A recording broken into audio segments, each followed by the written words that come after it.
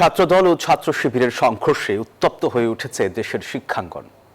জবি, Dhaka college ও আলিয়া মাদ্রাসায় দুই পক্ষের ধাওয়া পাল্টা ধাওয়ায় রণক্ষেত্রে পরিণত হয় ক্যাম্পাসগুলো।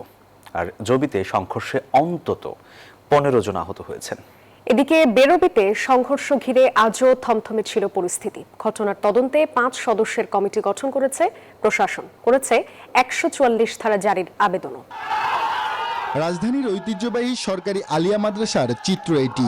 ছাত্রদল ও ইসলামী ছাত্র শিবিরের নেতাকর্মীদের মধ্যে এভাবেই দফায় দফায় ঘটে সংঘর্ষ।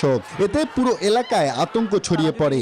আধিপত্য বিস্তার ও আগের দিনগুলোর বিরোধকে কেন্দ্র করে দিনভর উত্তপ্ত ছিল ঢাকার কয়েকটি শিক্ষা প্রতিষ্ঠান।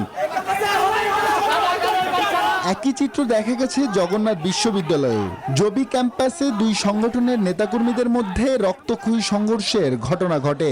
সংঘর্ষে আহত হয়েছেন অন্তত 15 জন। আহতদের দ্রুত চিকিৎসার জন্য কাছের হাসপাতালে নেওয়া হয়। এ সময় ক্যাম্পাসের সাধারণ শিক্ষার্থীদের মধ্যে তীব্র ভীতি ও আতঙ্কের সৃষ্টি হয়।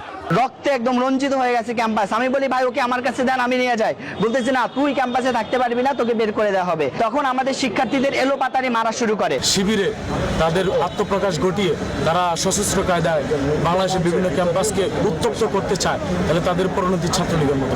আমি আমার সহকর্মীদের নিয়ে নিচে নেমে 3 থেকে 4 বার আমি সবাইকে সংবরণ করার চেষ্টা করেছি এবং ইতিমধ্যে সবার সাথেই আমার কথা হয়েছে।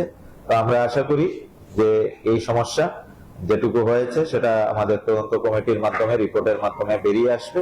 এর আগে সোমবার রংপুরের বেগম রোকেয়া বিশ্ববিদ্যালয় বেরোবিতেও একইভাবে সংঘর্ষে জড়িয়ে পড়ে ছাত্রদল ও শিবিরের নেতাকর্মীরা।